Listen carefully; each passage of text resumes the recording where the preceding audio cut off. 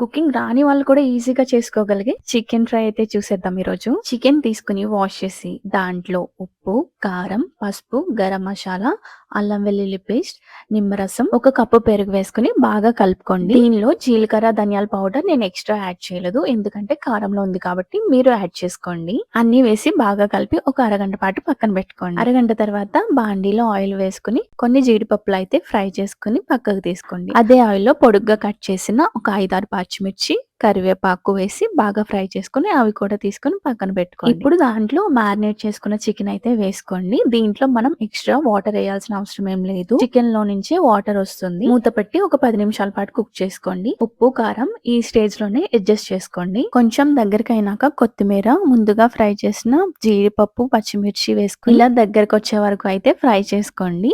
నేను దీన్ని రసంతో అయితే సర్వ్ చేసుకున్నాను. ఈ వీకెండ్ మీరు కూడా ఒకసారి ట్రై చేసి టేస్ట్ ఎలా వచ్చిందో కమెంట్ లో అయితే నాకు చెప్పేయండి.